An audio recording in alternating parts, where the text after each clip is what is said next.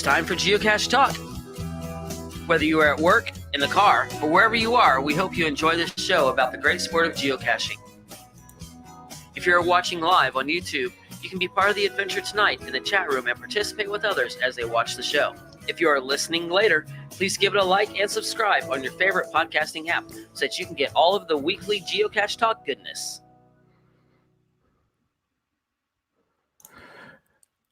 Big thanks to the Trail Bugs for the music and our featured patrons, FS Sabero, Geo Rick, Cash Addict Mel, Geocaching Janji, Sir Drumalot, Janice, Tri Cassius, Tom Frey and Heltonen, Rugels, EGK, PBR, and our new patrons, Three Happy Campers, Team Ewart, Practical Geocaching, and Atreides 78723. And Atreides and I, hopefully, we're planning on having lunch together tomorrow, so that'll be great. If you'd like to become a patron, click on the Become a Patron link on the front page of the Geocache Talk website, or head on over to patreon.com/Geocache Talk for more details. Patrons get the famous blackout coin. There it is. How about that? And other things during the year. Special events, bonus content. We did some bonus content recently for patrons. We'll do some more very shortly. And support levels start at as little as Bison Tube level, which is $3 a month. Well, we got a big show tonight. Big show. Let me welcome my co-host and guest tonight, Craig Michelle, Mr. Seemyshell himself. Craig, thanks for being on. G'day, Gary. Thanks very much for having me, mate. It's good. And co-hosting. Geez, I missed Jesse again. I missed him at the Giga last year, as we all know. Yes. He missed the Giga. Just had to rub that in. And so I miss him again tonight, but that's all right. He's busy. Yeah, he's with his daughter at a cheer competition down in Orlando. And so, so it'll be fun. You get to co-host and guest. So that'll be you got a lot on your shoulders tonight, mate. Oh, it happens that way all the time, unfortunately. Well, we got a lot to cover, so let's jump right into our announcement for the night. And we have another guest we're bringing on to help with that announcement. So let me click on the man himself. There he is. Bounce. Hey guys, how's it going? Good, mate. Welcome. We've got a big announcement we're doing tonight. So I'm going to let you start, and we'll start talking about it. So starting next week, we're going to start the 28th. Yes. Right? Tuesday 28th. We're Tuesday going to start, the 28th. Yep. Start doing a episode called Gadget Talk. Yes. What we'll cover is lots of different topics, from creating geocaches, doing some Q&As with some creative cachers. We can have other gadget cache creators on the show, talk to them ask them some questions about their caches, what their inspiration was, kind of promote some of their stuff so people can, because there's so many different geocachers out there that do creative caches and gadget caches that no one hears about. It'd be nice to actually promote some of their stuff, and so finders can go, or cachers go find them.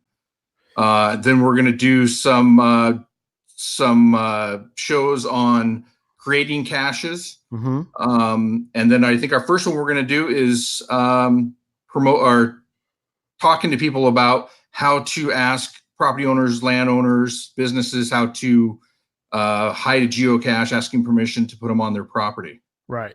Yeah, we're gonna start with that one. So this is our fourth Geocache Talk podcast. We've sprouted quickly from one podcast to four. The interesting thing about this one, other than Geocaching with Kids, which Derek Baker does once a month, that's the second Wednesday of every month. We're gonna have to get a little schedule printed for everybody, or electronic, obviously.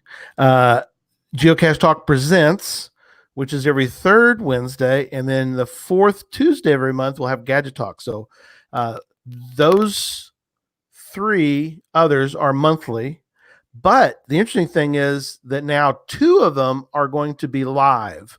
So the one with Bounce will be live once a month. And so just like we do tonight, it'll be on Tuesday nights.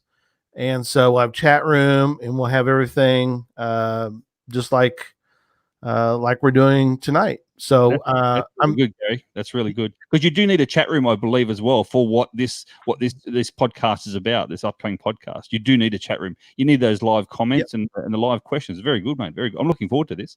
Yeah, no, you're exactly right, Craig. That's the other 2 don't really. The other 2 are more present themselves as more of a listening. Yes. You know what I mean? Informational. Well, this one's informational too, but this is, like you said, this works great because the way we're going to do this is this will be interesting. Is Bounce or another gadget cache, creative cache associate is going to create a parts list, and so like you stick to Dave. 2020 is the year of the podcast. It kind of is. So what we're going to do is they're going to present at the beginning of the month a parts list. And are you going to try to present at least somewhat, Chad, about how you might want to go about buying some of those parts? Or Yes, we'll do a parts list. I can put on there where I purchase them from. Honestly, a lot of it you can get really cheap from Amazon. It gets delivered straight to you. Right. And we'll put that on there with the parts list, where to buy it. And then some people have their own places to buy stuff. It's up to you. But we'll give you all the details, and then that'll give you time in case 2 things. One is if you want to try to build during the show, you can, or at least have it all in front of you, maybe to get kind of you could start sort of thinking about as you watch it, you might go, okay, I can kind of see how this is going to go. Or if you want to watch it later, it'll be available on YouTube, and you can sort of then cut or stop and start as you want to do it as you're building it. And you can always ask questions whenever, but that's kind of the reason for that. So, I'm looking forward to it. I guess, Chad, if you would kind of give people maybe a basic rundown of, it's not going to always be Arduino, right? There's going to be some other things too. Yeah, because not a lot of people do Arduino. Arduino sometimes require a lot more maintenance on them out in the field. So a lot of it will be just some creative caches.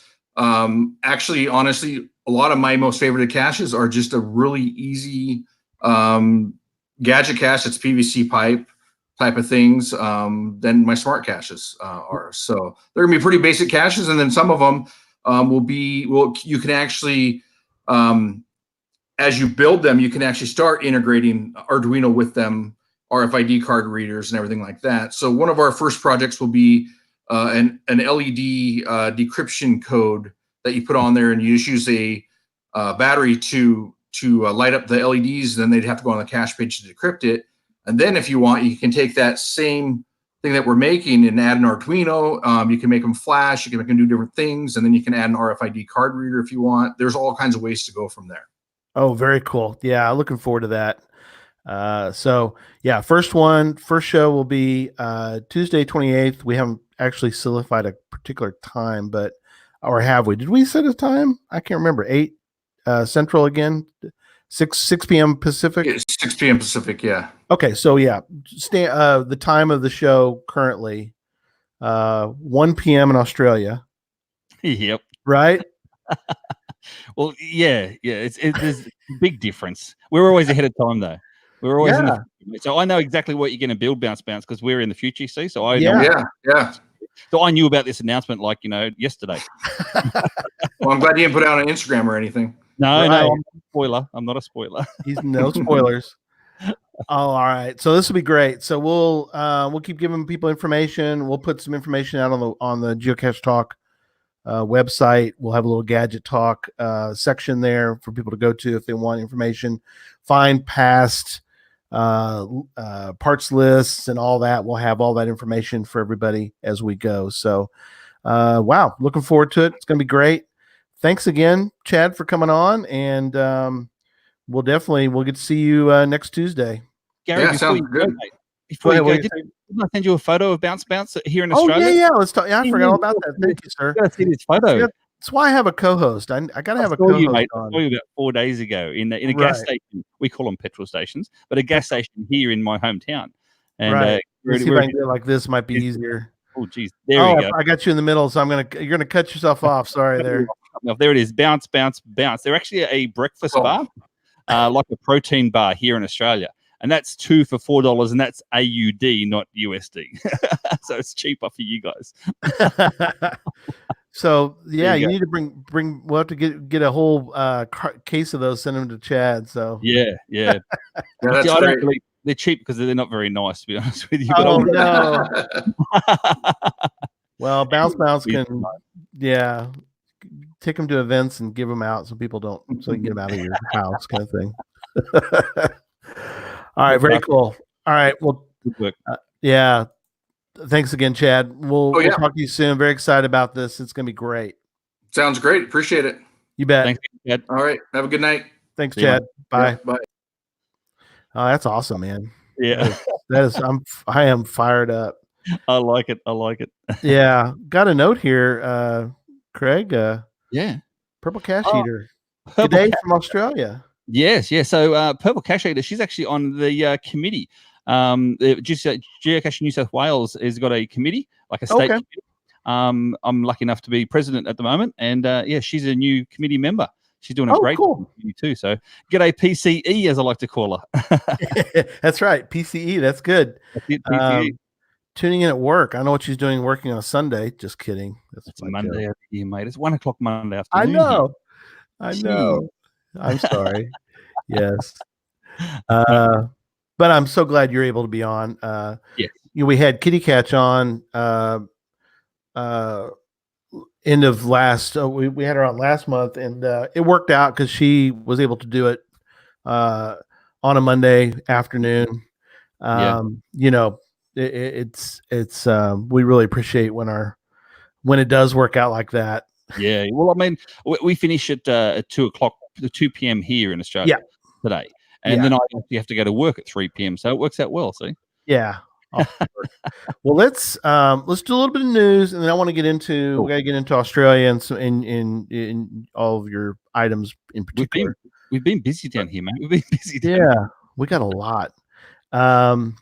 So first note I want to mention. Let me get back up to my notes. Pardon me. This week, January 19th through 25th is Geocaching Hider Appreciation Week. And so this came from Joshua, so I'm going to read it for everybody. I'd like you to join me in inspiring geocachers to send physical notes, gifts, emails. I appreciate the gifts if you want to send them my way. I do have a lot of caches, so I'm a hider. Anyway, just kidding. Gifts, emails, using the geocaching message service, videos, verbal thanking them at an event, using social media, thanking their favorite local hiders for all the time, effort, and sometimes dollars. That's very true. Mm-hmm. They bring to the game we love so much. On social media, if you would encourage other people to do this as well, using the hashtag, and I'll put it down here in the banner, but I heart GC hiders, or as some people did, they put, there we go. Thank you. See, Tom was right on top of it. I heart GC hiders. I also liked Hug a Hider. That was another one that. Yes. Hug a Hider. I think, who was it? I saw a video. It might have been Cash the Line. Did a video for I Heart GC Hiders. And if you watch to the end, you'll see him. He tries to do the I Hug GC Hiders, and it doesn't go too well for him, unfortunately. Whoops. Well, Cash the Line. He does some good videos there. Yeah, he does. Yeah. Yeah, he is great. So anyways, that's this week. So if you see it, join in. Get in there as well. Get on in there. All right. So we do have a sort of mini announcement. The GPS maze at Mingo Madness has gone live. So I will put that in the notes down here below us. So people want to put in there, will attend. They're going to be, from what I've heard, there'll be 3. We announced a couple weeks ago with Georgia. We did a Georgia announcement, which was a lot of fun, having Ann Poe and them on, and Geo Monkey Tiger. And they've got theirs situated. This one now, the Mingo Madness one, the GC8J5 NV is now live, if you want to say that, or it's published, so you can now mark your will attend for the GPS maze. So that's really great. So good. So good. We don't have GPS maze down here in Australia. It's too far to send it. Too much money to send it. Yeah, maybe one day. It's in Europe, but yeah. So I think the other one will be at Midwest Geobash. I think is where the third one will be, but that announcement hasn't. That's just my guess from hearing people talk. So, all right. So, Mingo2020.com/swag is out there. If you want to buy swag for Mingo Madness, that is out there still. There's that if you want that. The rumor is that all the items are. Some people ask, like, why do you start with them on sale? It's like, well, they start on sale because they want to encourage people to purchase early because of planning. But what is going to happen is there'll be a point here, I don't know when, it's got to be fairly soon, where prices will go back to normal and for the final push to the end of registration. So I would suggest, if you're going to buy, and I really encourage people to buy, because it helps, well, any mega, buy an item, I mean, I've been involved in megas down here in Australia, mate, as well. And I'm telling you, the cost factor to go into hosting these megas, we don't make any money out of it at all in any way, shape, or form. But just to host one, like, it's just cost lots and lots of money. And so if we can try and get people to, buy the swag, buy the coins, buy different things, the hats and whatever paraphernalia from the event itself, it's great. And it helps us then build a better mega for next year as well, which is good.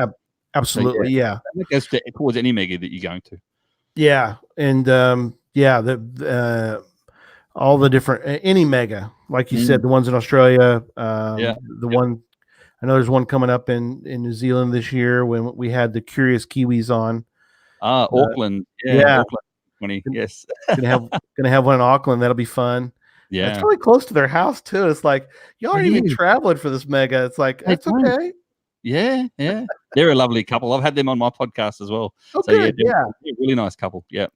Yeah, we'll talk a little bit too about that here in a little bit. That'd be great. But yeah, just for people to know, and we've mentioned this before. Craig just mentioned it, but if you're ever on a mega, you'll hear this same thing, which is, we just want to break even. We don't want to lose anything. That's it. Exactly right. 0. So there's and the only way to do that is, for the most part, is swag, because that's really the way that it gets. Some things, a slight portion of it sometimes gets paid for by some tourist dollars, but it never covers it. The swag is what covers it. So it never covers it all, not at all. Plus, at the same time as well, I know here are the megas that I've held here and hosted here, is that they like to see value for dollar in terms of the councils or the tourist dollars, you see. So what we do in the back end of after the mega is we actually put together a package for the sponsors to show them how much tourist dollars would come into their area. And we do that for the next year and the next year, and it gets us good rapport too, you see. So yeah, megas do need that money, mate. They do. Yeah, no, that's perfect. Electric Water Boy, buy swag and then donate it at an event. That's it. If you don't want it, at least buy it. That's right. So, and then have it as an ETF prize at an event you host. That's a good idea. Too. Very, very true. All right, let's get into the next part of the show. I always have, Scott's always like, hey, it's 20 minutes in, you haven't started the show. I did start the show. We've had a lot we've already talked about. This is the next part. This is the next part of the show, and this next part is heartbreaking, but I think people want to know more. We'll get into some happier things in a little bit, but we need to talk about the bushfires. Yeah. In A lot of Australia. people are asking that same question, and mate, I've had a lot of people personal message me as well, asking how I am, which is really, really nice to hear. Even Yep. people I haven't even met before, that sort of thing. Really nice to see. But Mhm. I've got some points on the bushfires themselves that a lot of people have probably read a little bit about, but not all of the things. I mean, probably one of the first things. Do you want me to just go through some stats for you? Yeah, I guess do that, and then if you would kind of tell, like you said, we'll give updates on kind of where we're at. I've got some websites that'll be in the show notes if people want more information. I'm going to show the Red Cross one for people, and then also if you'd share kind of in a little bit once we get to that point, how you personally have been involved. But yeah, start where you wish with that. I mean, well, for instance, this 2019-2020 Australian bushfire season itself it's actually a series of bushfires. So it's not actually one particular fire. Right. Started actually right near my house, to believe it or not, back in August of last year. So it started with quite a large fire in August, and it ripped through a town, and we lost a lot of homes and a couple of lives here back in August. It didn't stop from there, and it wasn't from this one particular fire. Right. It broke out because for the simple reason is Australia's been in drought. Australia's been in drought for nearly 18 months, and so that's a long time for a lot of these bushland to get dry. You know, a lot of the leaves are on the ground, a lot of the sticks and twigs and everything on the ground, ready to fuel the fire for the summer. Yeah, I think because I think that's something that people don't realize is that you had sort of something leading up to it, which is the continent had a lot of drought. We've had a lot of drought. I mean, I saw on Facebook just the other day, which is again really quite heartwarming because we've had a lot of rain in the last sort of 5 days, which has been unbelievable. Like we really needed it. There was an 18-month-old child who was dancing in the rain. Now, this 18-month-old child has never seen or felt rain before in their lives because they were born in the time of drought, and we've been 18 months without rain. You see? Oh my gosh! So here's this 18-month-old walking in the rain, going, "What's this?" You know, I mean, that sort of thing there is a really heartwarming story. And thank goodness the rains are actually finally here. So, wow. Yeah. I'm not sure where is Fort burned down Fort McMurray.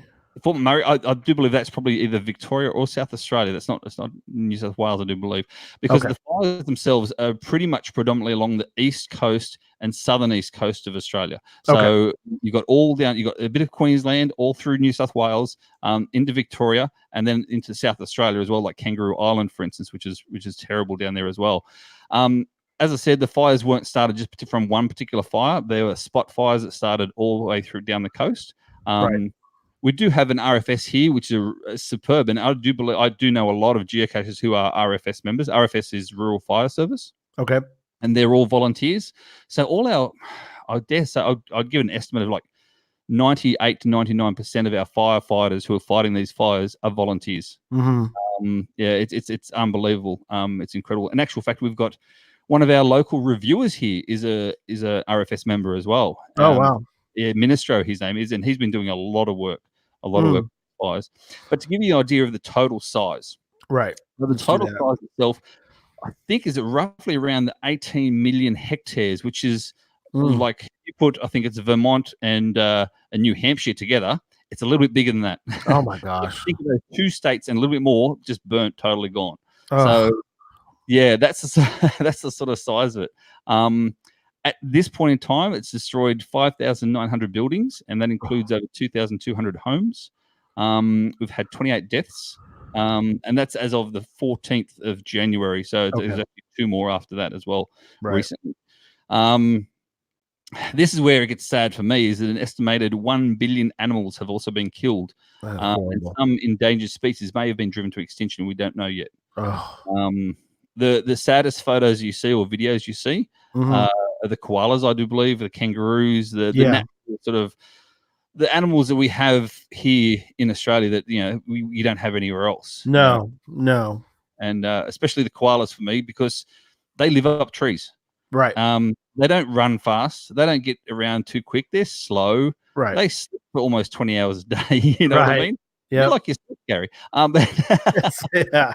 That sounds like me. But what they do when they're scared from fire is they go up the nearest tree. What's fire do? You know? It's going to take That's out the the hardest tree. thing. So yeah, it's the animals that really do hurt me as such in regards to it. The RFS, Rural Fire Service, have designated this is actually the worst bushfire season in memory. Wow. We have had some bad fires in the past, but this one has been probably the worst that we've seen, ever in the history of Australia, and predominantly because of the drought. Really, that's what it's about. It's the drought. What else was there? In December, the New South Wales government actually declared a state of emergency after record-breaking temperatures, prolonged drought, exuberated the actual bushfires themselves. So what that means is that across our state, we had the highest temperatures ever recorded in Australian history, one of which was actually just to Western Sydney. At one point, they hit over 50 degrees Celsius, which is over 120 Fahrenheit. Ugh. On one day. So it's warm. Oh my gosh. Yeah. So wow. Like the area, as I said before, that it's affected is down the eastern seaboard and down the south sort of area. Right. Now, for you guys in the US, to give you an idea, it's like saying basically all the way from New York all the way down to Miami.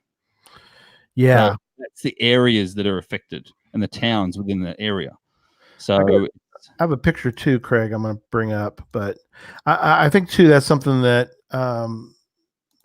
is helpful if people are not aware of just the size, the sheer size of the continent. I think people, there you go. We talked about before how when we were kids, one of the things that, let's see if I'll expand the page a little bit so we can see a little better, is that we always had bad maps growing up because Australia always looked smaller than it really is. So that's right. if you overlay Australia and the USA, it's almost similar size. Right.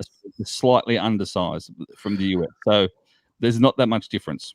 So you're actually up where I'm pointing. You're up above. You're up here the somewhere. North Coast. Yeah, near the Gold Coast there. Yeah. Back to the East Coast. There we go. Near the Gold Coast there. So I'm just in the northern New South Wales region. And that's, as I said before, that's where the bushfires actually began back in July, August last year. But now really these are the worst parts, you think, down in here? Yeah, exactly right. The worst parts are down around sort of the southern side of southeastern side of New South Wales and also into Victoria.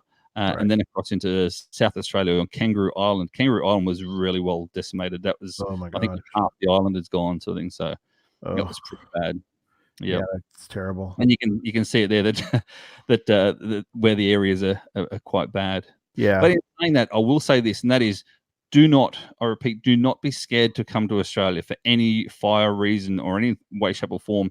That's how we're going to rebuild. You know what I mean? That's exactly. We need the tourist dollars to keep coming down. I mean, there are still animals to see. There's still lots of places to go.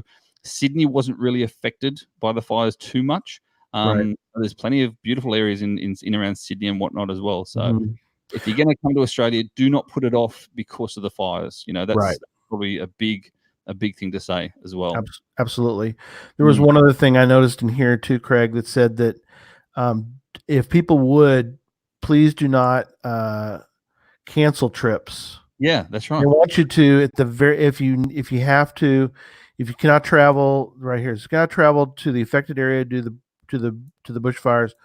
One of the many ways to help include is to reschedule instead of canceling a planned trip to support the communities in the coming months. So exactly right. Exactly. So that way, like you said, the tourist dollars need to still come in.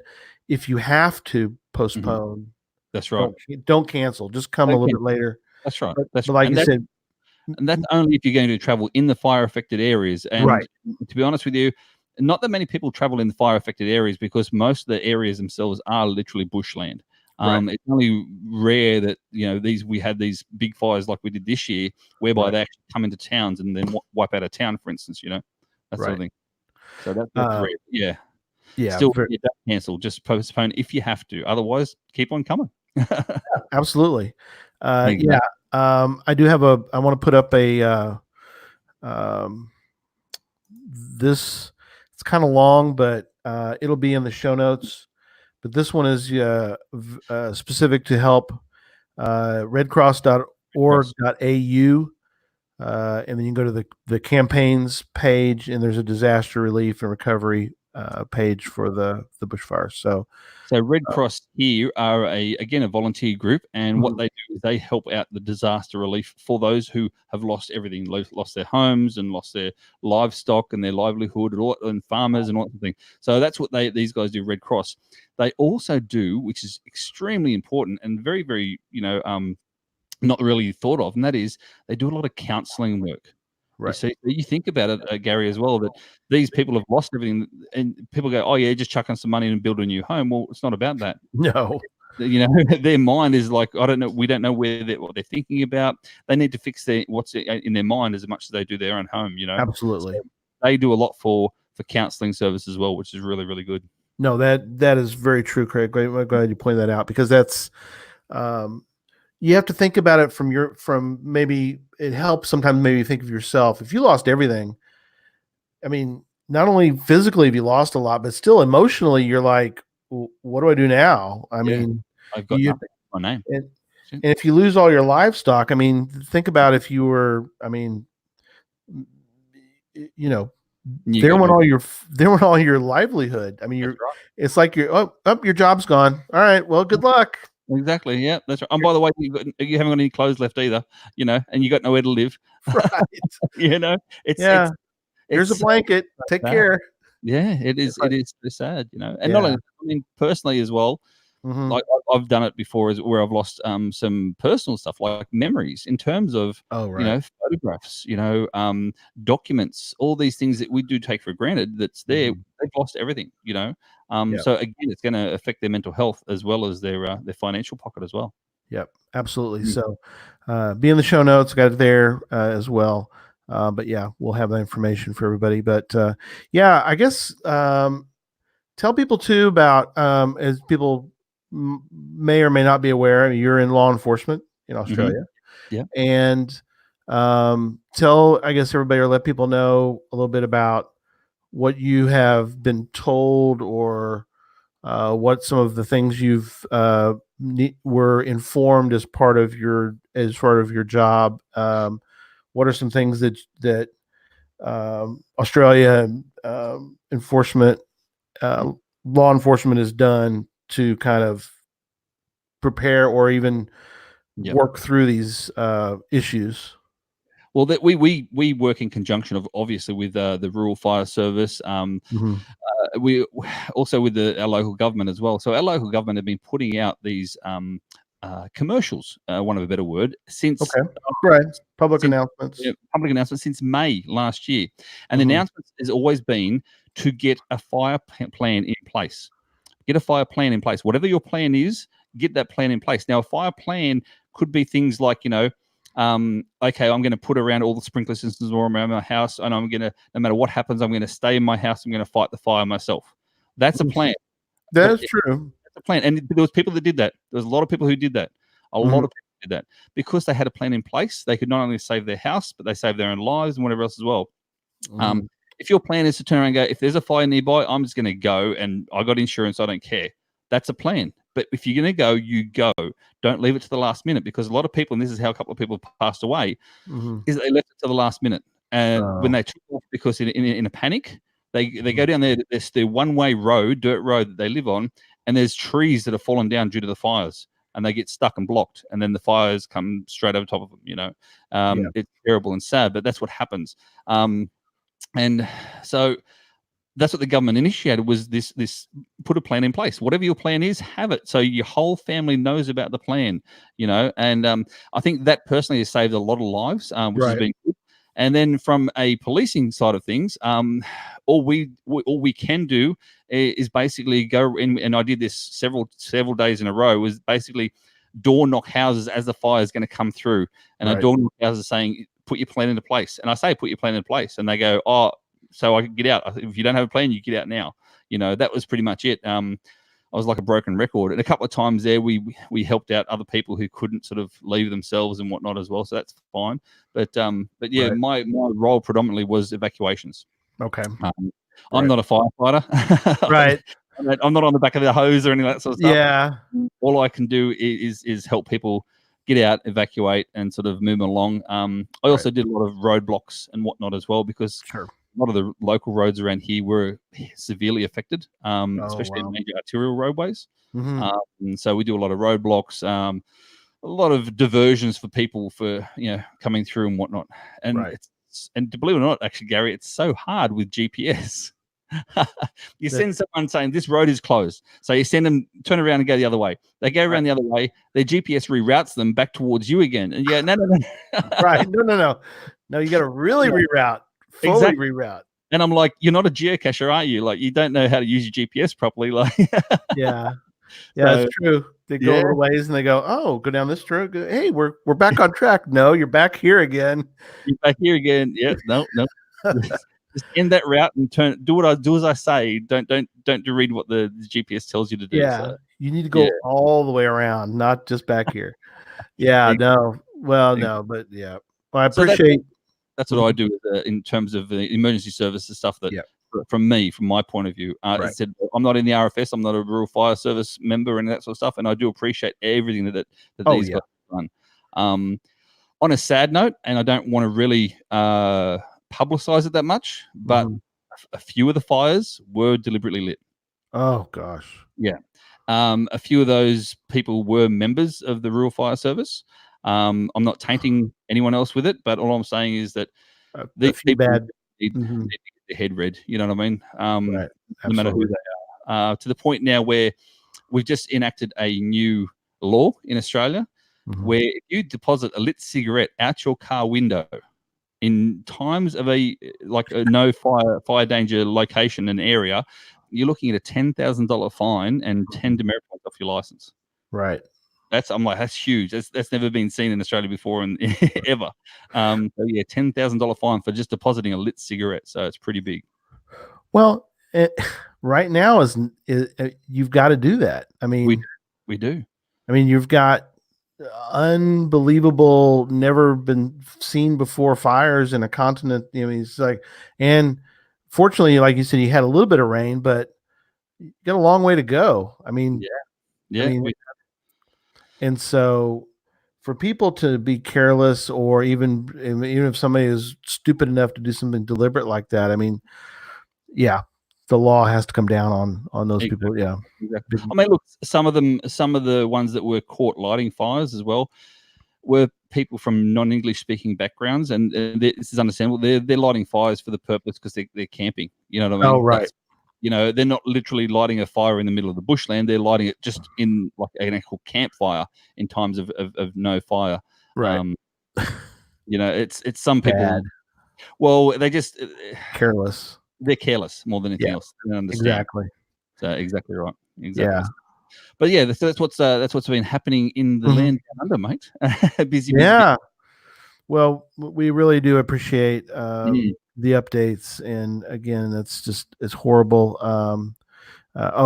Scott's asking, do you happen to know what percentage you think is contained at this point? That's information. Actually, I think Big Matt is in the chat room as well. He might have a bit of an idea. Big Matt is in one of the RFS members. Right. Good. So if you can answer that, Big Matt, in terms of what percentage is actually contained, I do believe it's a lot more after this last 4 or 5 days that we've had rain. Helped a little. It did help a lot. I mean, it helped a lot actually where I live up here. Good. So yeah, but I'm not sure total percentage of actually contained. At one stage there was, I do believe, 125 fires that are not contained within the 2 states. So that was when it was in its ferocity, sort of thing. So So Scott, I think Big Matt might give us some updates on that, but so we'll here we go. He says he's not sure. Tracking across the states. So what happens is that Matt is part of the RFS, the Rural Fire Service. The Rural Fire Service is mostly predominantly for New South Wales. Okay. Victoria, which is a different state, Right. has their own, and they have their own apps. They have their own like fires apps and all that sort of thing. So it's actually quite it is actually quite hard. Oh, to true. Yeah. state, see? So it'd be like saying, what's the percentage of fires contained from New York down to Miami? Right. Right. Yeah. You would almost Yeah. get like you're exactly right. You would almost get information for each state, maybe, but Yeah. yeah. Definitely. Otherwise, Google. I'm sure it's out there somewhere. Yeah, do a little investigating, but I appreciate that. No, Mm. thanks, Scott, because just for the show, it'd be, I'm sure people were interested. But all right, well, thank you so much, Craig. Somebody mentioned about staying safe. I know you're going to stay safe, and Yeah, of course. yeah, we appreciate you and appreciate the information. So let's switch gears. Let's go to a more happy. Let's go to something happier. I mean, it's still realistic, but yeah, we're gonna switch gears. Let's go to something a little different. So, actually, let's talk about love. Let's talk about romance on the Geocache Talk Show. Because we don't get to talk about that very often with just being Jesse. Well, there's romance there between you and Jesse, but there's brotherly love, a lot of romance going on. But I think I was watching one of your periscopes. I think this is how I found out. Well, I tell you what. I tell you what happened. I think I was in just a casual conversation with somebody, and they said, "Have you heard any news?" And I go, "About Craig?" I go, "I have not." And so they kind of shared a little bit. I'm like, "Really?" And then again, you did a periscope, and that's how I kind of found out. But people out there may not know yet. Yes. But why don't you give everybody the full news? The full news. Long story short is I am engaged to be married. Whoa! I know, right? Never thought it'd ever happen again, but I know. The other question is, yes, she is a geocacher. Yes. Yes, we did meet at a geocache location, and that's awesome. And yes, she's actually got more fines than me. So wow, they're the main questions that people have asked me. So wow, that's something. She's got more fines than me. She's got more countries than me. She's got more states than me. So. And Gio Elmo geocaching in the chat areas. She was at his GIF event. He held a GIF event last year in 2019, awesome. And she attended his GIF event. First ever GIF event she'd been to, actually. Because she's not that much into sort of podcasts or videos or anything that sort of stuff. So thank you, OzFox. Thanks very much. Awesome. Yeah. Congratulations. Thank you. So where is she from is the other question. Yes. And she's from the good old US of A, born and bred. An American. What as well. What are you doing? I know. Tell me about it. That's awesome. Don't worry. I'll still be the Aussie geocacher. I'll just be in America at the time. That's right. That's right. She's from New Jersey. New Jersey. Are you going to say how do you say it? Yeah. What's funny is that New Jersey. Yeah, what's funny, Craig, is when I hear New Jersey, my first thing I always think about is Joe Piscopo on Saturday Night Live, and he goes, "I'm from Jersey. You from Jersey? I'm from Jersey." So we were joking before the show that Craig's going to have to learn not to lose the Aussie. I'll never lose it. You'll never lose that. No. But we want you to add on to your repertoire of accents. You'll have to work on your Jersey accent. Yes, I will. So as you work on your southern, get your southern and get your Texan. We'll get you some Texan accents going. See, naturally, when I do an American accent anyway, I do an American accent like this, and it comes out a bit southern anyway. That's just my American accent. That's the one I always did. So it actually came out a bit quite southern anyway. So, I'm not. It's Jersey's totally different. Yeah, see, you're almost from Jersey, so what would you say? I didn't say I like Jersey. I didn't say anything wrong. I just made me think of it. You're the one. You're the one. Oh, I think he was talking about other people or in the chat room were We're all from Jersey and stuff. yeah, Gio almost warning the people from that are Be giving nice. Yeah. Well, Scott was asking about did you meet her on a American trip? now that's a good question, Scott, as you know, mate. And the short answer is yes, I did. I actually met her at a geocache. We were the only two at the particular cache at the time. I did a periscope of this cache, and as I was halfway through doing a periscope, she walks up to the cache, and so we did the periscope together. We said hello, said goodbyes, didn't really say much apart from that, and I was on my way. She likes to brag, saying that she found me again on Instagram. That's awesome. So she did. She found me on Instagram and added me on Instagram. I looked at her Instagram feed, a little bit after when I got back to Australia. I was looking through the Instagram feed. And I was like, "Oh, what is this? Look at this! How did I finish like this? Is insane." So that was going back of I think it was May last year. No, May the year before. Sorry, May 2018. Right. We were just friends on Instagram. We weren't really talking much back and forth here and there about geocaching related stuff. Mm-hmm. It wasn't until April this year where her name's Alana, by the way. Right. Alana. Alana messaged me saying that she's looking at coming to Australia, and if she gave me like a timetable of things to do, is it doable? And I thought this is my perfect way to meet her properly and say a good g'day to her. So I said, yep, this is what we do. And I told her a route in which to go. And she's like, so are you including yourself in my trip? I'm like, yeah, I kind of am. That's awesome. And she's like, happy to. And so we started talking like that. And within a couple of weeks, it just worked. It just clicked. And then we've literally spoken every single day since then. Wow. She came over. She then booked a trip just by herself to Australia in September last year. And so she was here for 2 whole weeks staying with me. And so we say that, yeah, we had a 2-week first date. That's awesome. That is very good. So that's pretty cool. She's been back twice since. So she actually took 3 trips from New Jersey to Australia in 4 months. Wow. Geez, I must be a good-looking bloke. She is smitten with you. Well, you're a good-looking guy, so that works out great. Texas Dave says wedding gifts will be ammo cans and bison tubes. That's yes, they will be, mate. Some of them will be. I've already told her that when we get married, in between the actual wedding and the reception, that we've got to have a GC event somewhere. Right. Exactly. Like, yep. That's funny. No, that is awesome. So, Valena Butterfly Girl's asking about is there a geocaching wedding event in Australia for this or no? It's actually going to be in New Jersey. Okay, be up here. Yeah. And the simple reason is that I'm looking at moving, so I'm moving to Australia. Another huge news that we're breaking tonight. I know some people probably knew, but so I'll be moving to Jersey.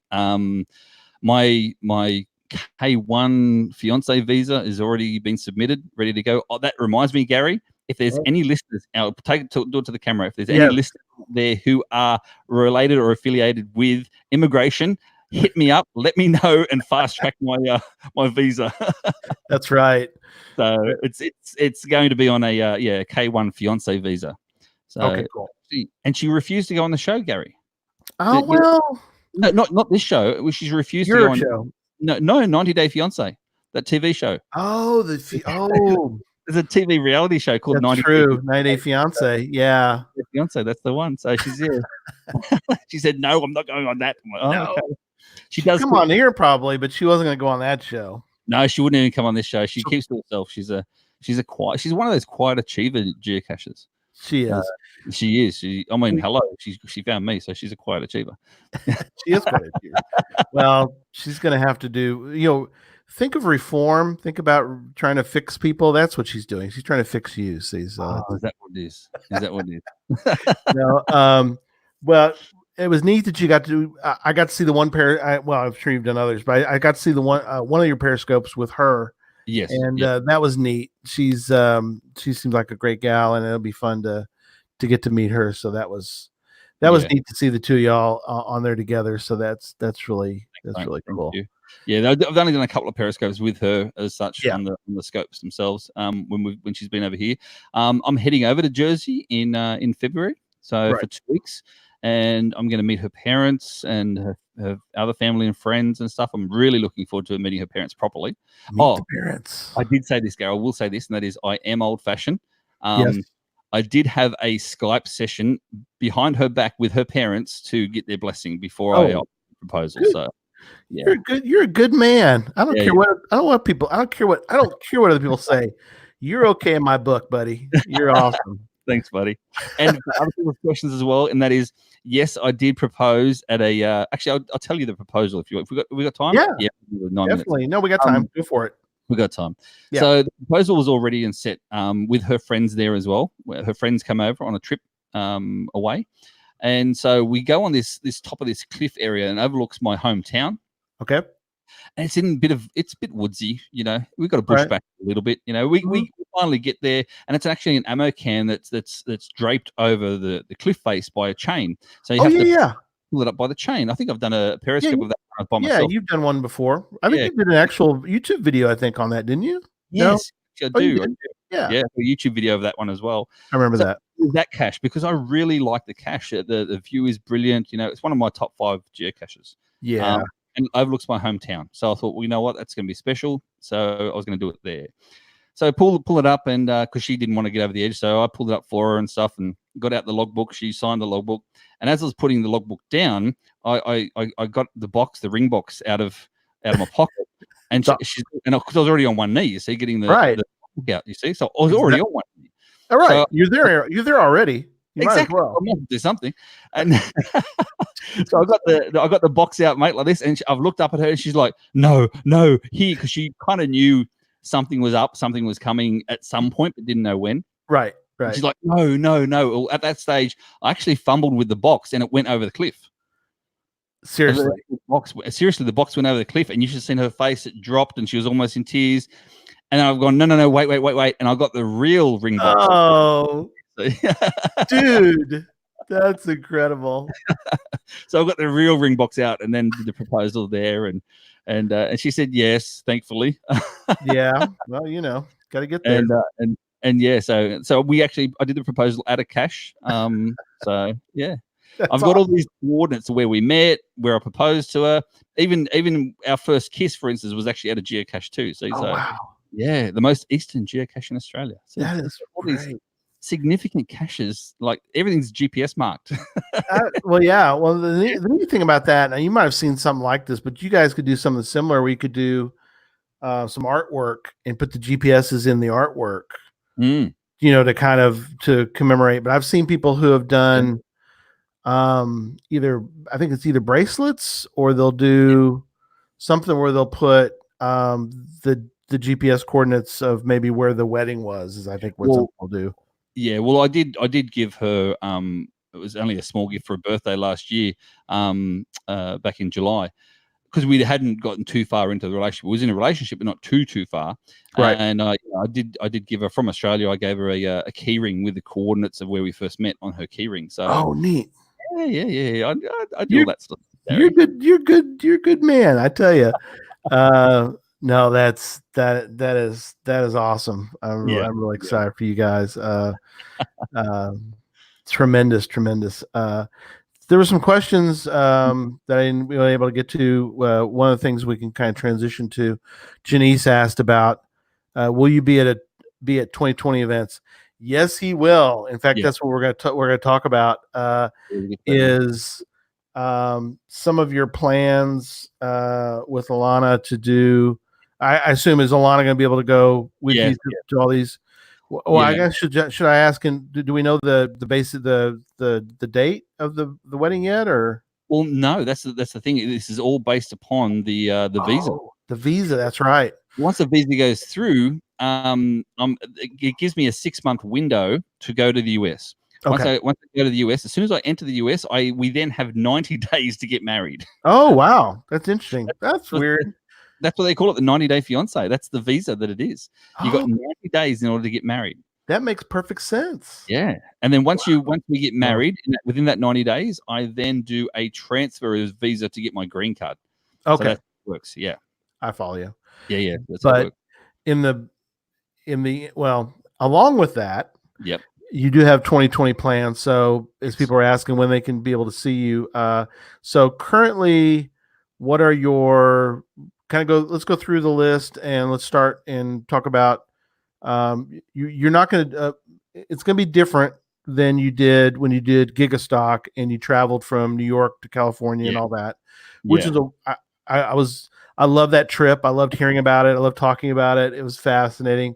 It was a brilliant trip. Yeah, I loved catching all the periscopes. I'll never forget the one where you're trying to figure out the puzzle thing, and I was able to help in California. You got it for me. That's right. I had to. I remember that one. That was a really good cache too. That was a really clever cache. I liked that one. It was in a business one. Yeah. That was Still fun. full of geocoins. It was good. Yeah, that was That was. and we got to hang out for a little bit at Gigastock and see everybody. It was just wonderful. I bought you a beer as well. We had a beer together. That was good. We did. You bought me a beer, man. I'll never forget that. That's it, mate. That's it. See, don't ever forget anybody. If somebody buys you a beer, he's a mate for life, is what they call it. I will say this though. I was amongst the geo vloggers at Gigastock.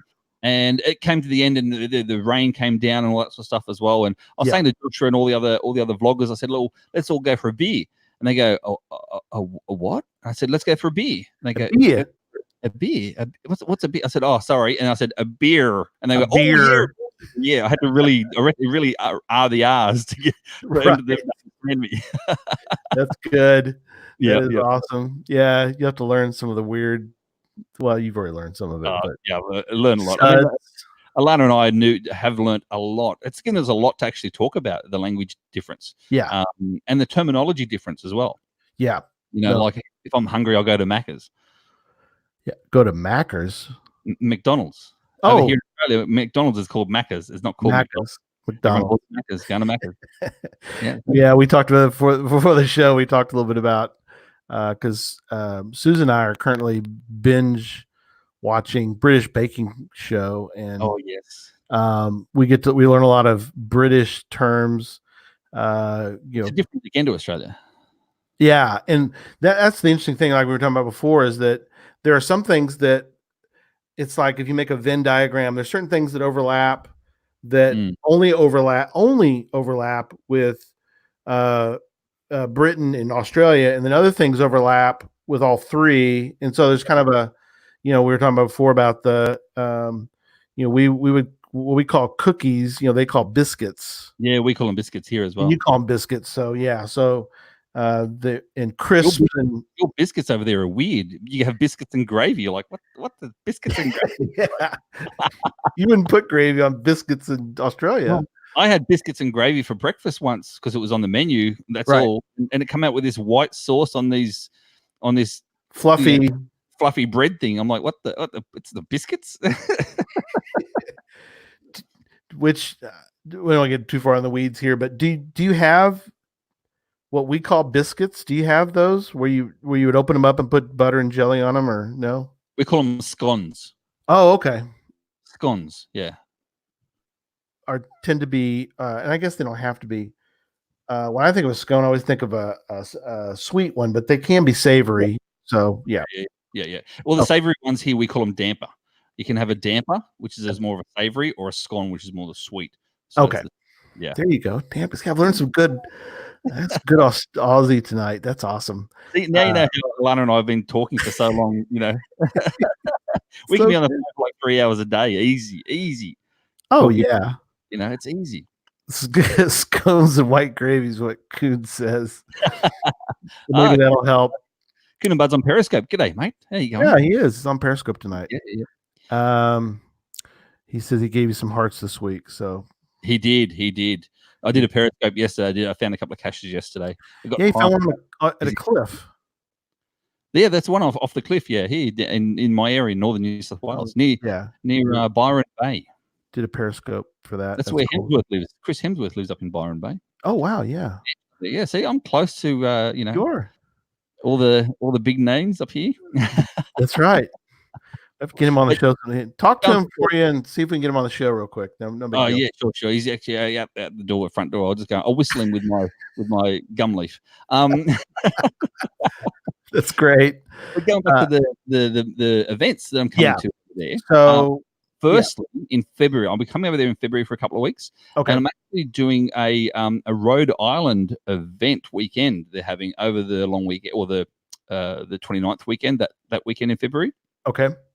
They're doing events weekend over in Rhode Island, so I'm actually going up to Rhode Island. I know Rhode Island doesn't technically count to a lot of people, but you know, Hey, I found the oldest in Rhode Island, so I'm Yeah. and it's a great cache right on the coast, and no, Rhode Island's Yeah. is fun. It's a nice part. Well, I haven't done that one yet. See, so oh yeah, try to get out and do that one. That's a fun one. The yeah. oldest in Rhode Island is a fun one. and that's when I'm over there, and then I'll be over again for obviously going ape the HQ 2020 and also the Geo Woodstock in Canada. Yeah. I'll be there for that week in a couple of days, you know, so probably 10 days max, I think. But this time I'm flying into Seattle. Alana and I are getting a hire car and doing those 3 events. In between the HQ and the Canada event is about a week. Right. And we're going up into Canada then and actually doing some caching in around Canada. So it'll be nice. Right. So yeah, they're my events that I'm actually doing while I'm over there as well. So yeah. Curious KDB says if you're interested in some lab caches, there's some now near the oldest. Oh Rhode yeah. Island, so. Yeah, we'll be definitely hitting up some lab caches. I love the lab adventures. I know. I love them too. Did you have one to put out? I did. I finally got something. I've been, Jesse always gives me a hard time about it, but I finally got an award. So I'm gonna I've got a plan here local, and I think that's the point, is to try to find cool local things for people to kind of accentuate.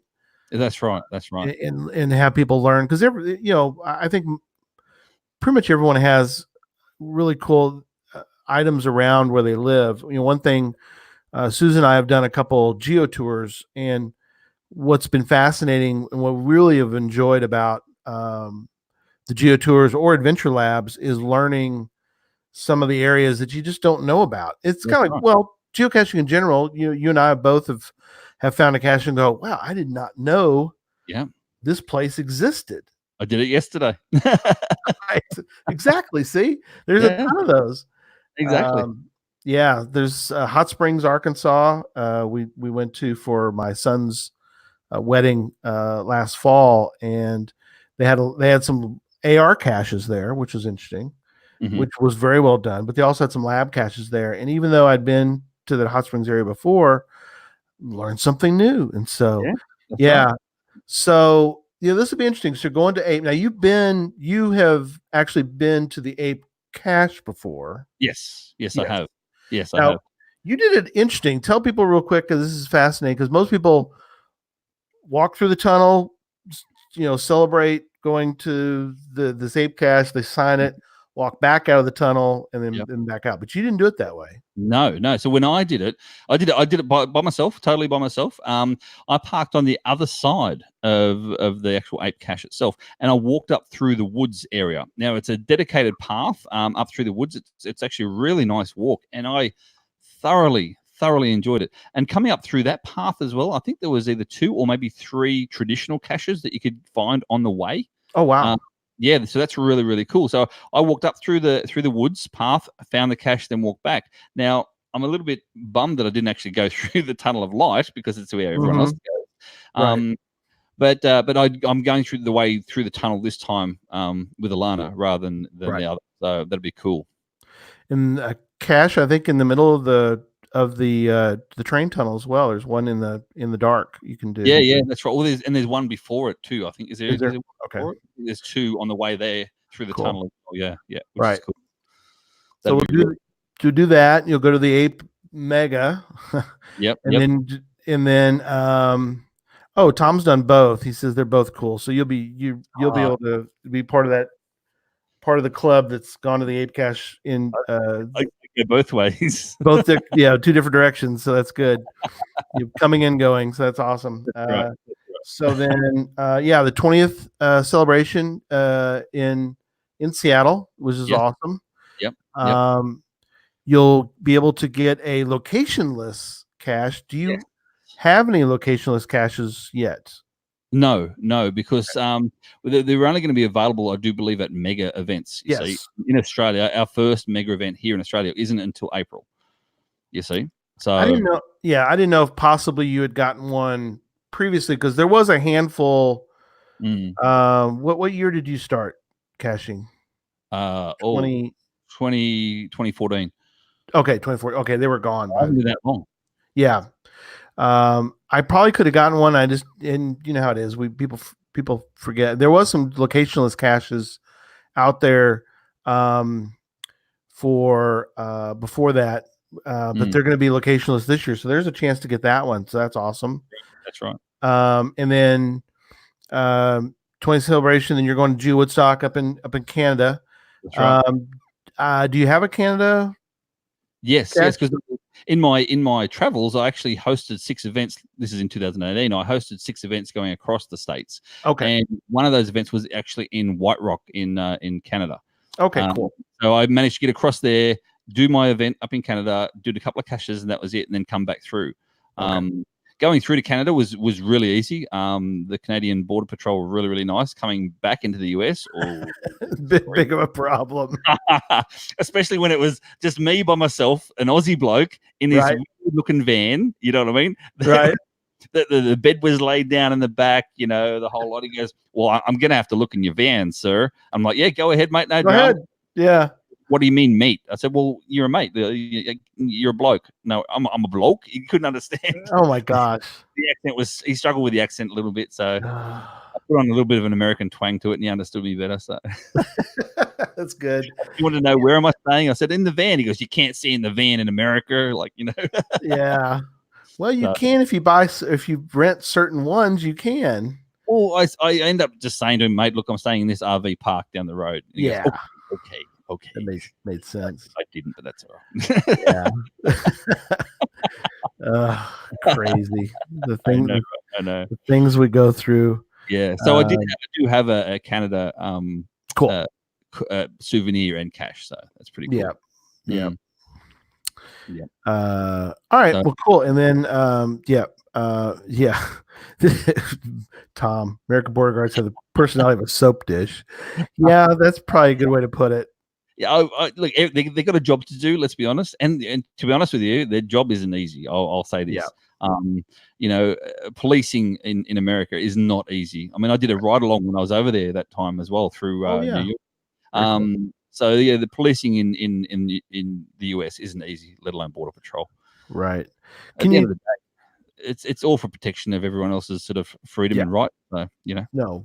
So for those who are a little bit of a soap dish, maybe they're having a bad day, but not all of them. So I'm not going to put all in the same basket. So a big shout out to the Border Patrol. Exactly. I'm saying this so in case one of them is watching, they can let me in. Right. Please let him back in. Please let me back in. Please. He's going to be an American soon. Yeah. We'll at least have a green card anyway. That's right. Dual citizenship, hopefully someday. Yeah. And I'll tell you now, Gary, I'll let you know. If I was to sit the US what do you call it, the exam for citizenship, I can guarantee I'd probably pass it a lot better than most Americans. Let's be honest. Probably so. Yeah. You would be good at that because you are. Yeah. You're well read and have kept up with some of that. So that's very true. So, all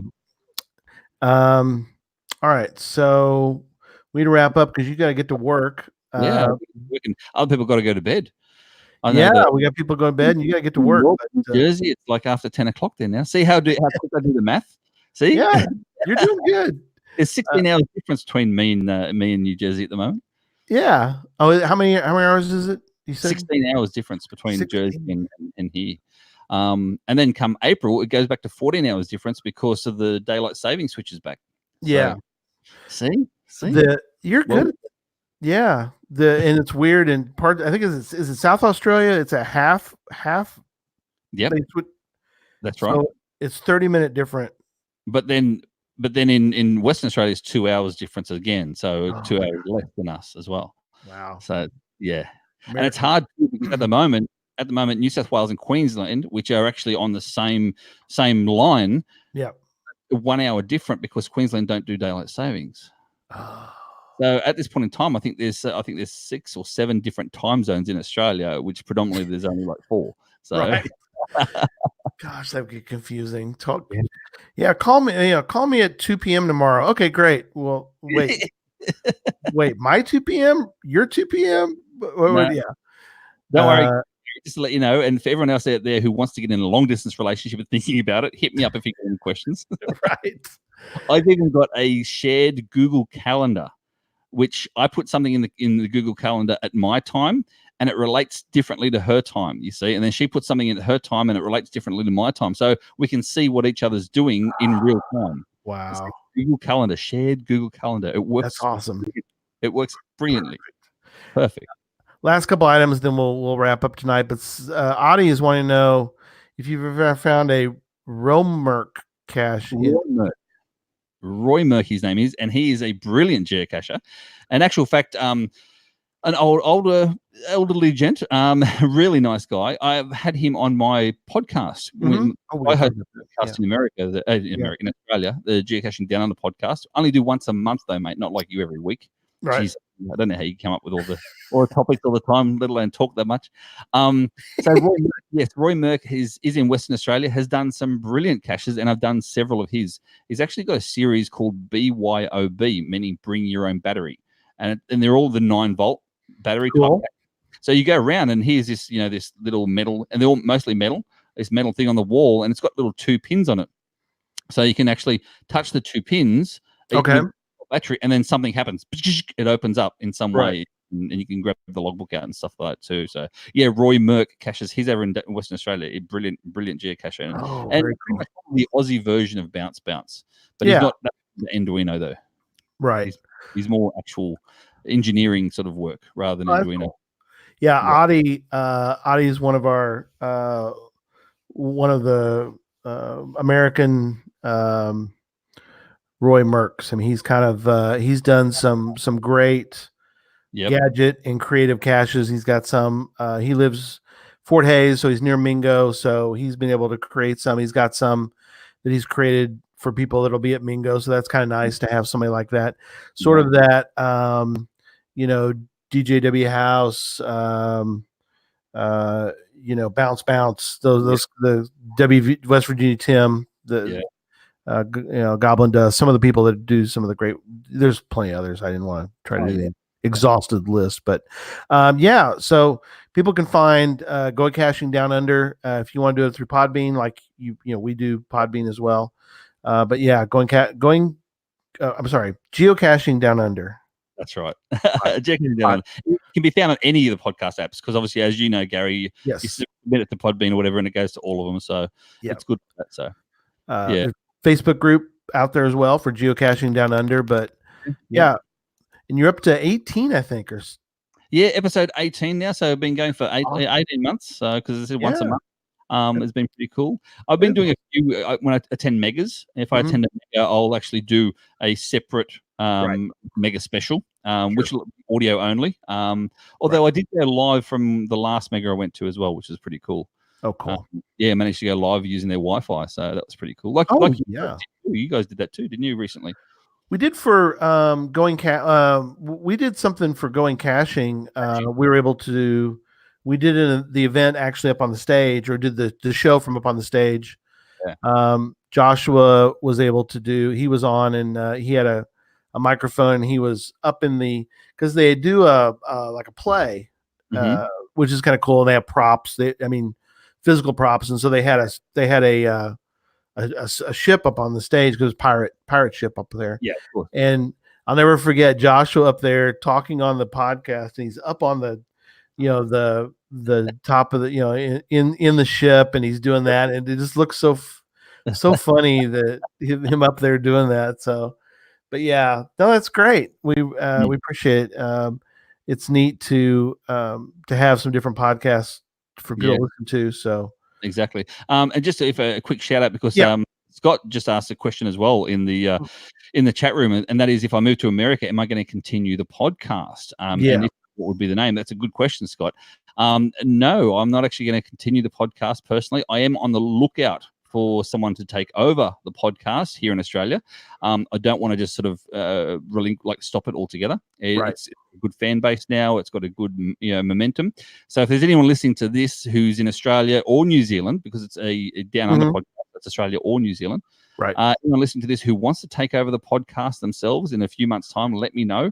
At the end of the day, though, if I can't get anyone to sort of put their hands up to sort of take it over, then unfortunately I will have to leave it be, which is unfortunate. But at this point in time, I don't have anyone to take it over. No. Right.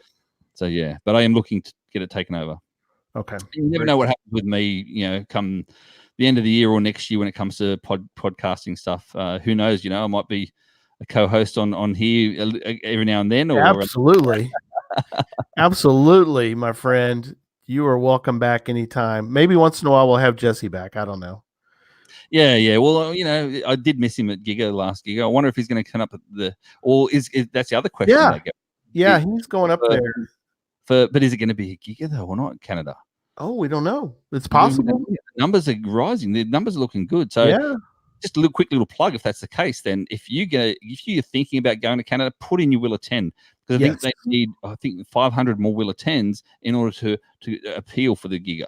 Because they're up to 2,500 or something now, which is really, really cool. Yes. So that'd be great. No, that is very good. Yeah. And that's the thing, if I think people, and Craig, you brought up a good point as we wrap up tonight, is that I think people don't understand that the will attend is not like set in stone, in the fact that if it's legitimate, it has to be legitimate. If you're legitimately thinking about potentially going, then mark it on there, because you need to they're 2488. Thanks Scott. Because I think people are like, well, I don't want to mark it at all until I know perfectly for sure, and then by that point they're there. It's like, well, that didn't help. No, exactly. I mean, and as you said as well, Gary, I'm a big advocate of I'm not here to sort of spruik. Oh, put a will attend if you're not going. I'm definitely not saying that. I never ever will. Right. If you're thinking of going, if you're planning on going, have a look. If you put your will attend in, what that also does is it actually gives you notifications when they make announcements. So you can go, you know what, I'm on the fence line whether I'm going to go or not. So I'll put in a will attend. Exactly. Next minute you get an announcement saying this, that, or the other, and you go, you know what, I'm definitely going now because of that announcement. You see what I mean? Right. So which you wouldn't ordinarily have got if you don't put in your will attend. So you see, so there's benefits. But then again, in saying that, if you're definitely not going, out of the question, totally don't put in a will attend. Yeah, exactly. You know what I mean? But it would be good to get a Giga in Canada. Oh, absolutely. Yeah. Giga, and then you get for the going ape, you get the HQ event, and then you get a Giga straight after. How good is that? A week of caching, and you get all those absolutely magnificent little profile ticks. Yes, Ape Cache, the 2020 event. I mean, there's the locationless cache, because you'll get to either see. Yeah. Who knows about the maze yet as well? Maze. We're not sure what they're doing for I'm hoping for that. Yeah. Tom puts up with a big event. Will attends are used for planning. That's also good. It's also good to again, real quick, just to now being able to, I'm kind of helping on the Mingo one, and that is as you're working with the convention visitors bureaus, the various groups, the police, we met with the chief of police for the area there, because we want to let him know, which was, I think is really good to, and it's really been helpful. I think it was helpful for him, because you're gonna have, for that one, you're gonna have 1,200 people show up or whatever. Exactly. Give the police a heads up, so they can know ahead of time. From a police's point of view as well, you know what time the actual event starts, so you know when to actually set up your speed traps. Right. So they can bring some dollars into the to Colby. So no, but you can take that. Yeah, but you can take that will attend, and you can show them. You can show them the webpage and go, "Hey, there's 600 people that have indicated, or whatever the event is. If and just they go, oh, okay, well, we might want to take this more seriously, or That's right. That's right. whatever. Or we might want to give some dollars, Yeah. dollars. If you're going to have that many people come, we're Yeah. interested. So therefore, we want to. Goes up and then everyone's happier. So exactly right. Yeah. Yep. Yep. Exactly right, Gary. We should wrap it up. Final thoughts tonight? Final thought? Yeah. Don't log it if you don't find it. Don't log it if you don't see it. I'm talking about the show last week. Yeah, that's good. That's right. Oh yeah, but the trackables. And my final thoughts is I love America. That's true. Thank you. Thank you. Beautiful. Not you. Yeah, it's awesome. One American that I really do love. So thank you. We love you, Craig. We love you, buddy. And thank you. We're so glad that we got to work out the timing. I love, that's the thing is it's got to be hard with a monthly one, but for weekly, at least I can have, we can do several shows. But I've been wanting to have you back on, and it's like, I don't want to go too long without having different people on the show. Yeah, and yeah. So exactly. I was like, that's it. I'm just going to ask Craig. It's like, when can we do a show? And this worked out perfect. Perfect timing.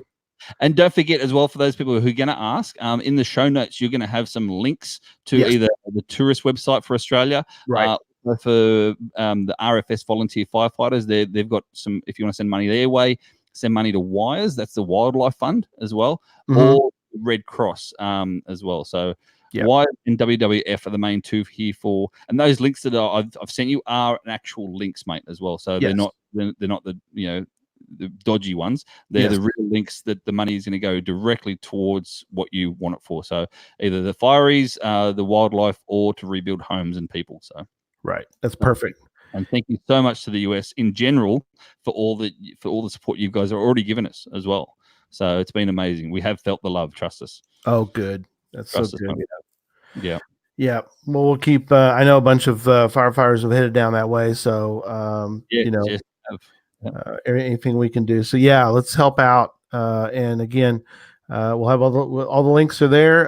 Show notes will be up soon, and you can always go over there, click, and you'll be ready to roll on that. So, all right. Well, let's do our outro, and we're done for the evening. Folks, we hope you've enjoyed the show tonight, as well as our new format. Please email us your comment at geocachetalk@gmail.com. Don't forget to follow us on Twitter, Instagram, and Facebook. The show can be found on Apple Podcasts, Stitcher, Radio Public, or Spotify, as well as at the Geocache Talk website. Don't forget to click that subscribe button below and ring that bell notification so that you can see and hear the show on a weekly basis. And tell your friends about the show. Get them involved with us in the chat room. And until next week, don't just talk about geocaching, go geocaching. I'm sorry, Craig. I didn't mean to cut you off there, buddy. That's all right, man. I was just saying goodbye to you, buddy. We'll see you soon. Goodbye. Good night, everybody. Good night, everyone. Bye.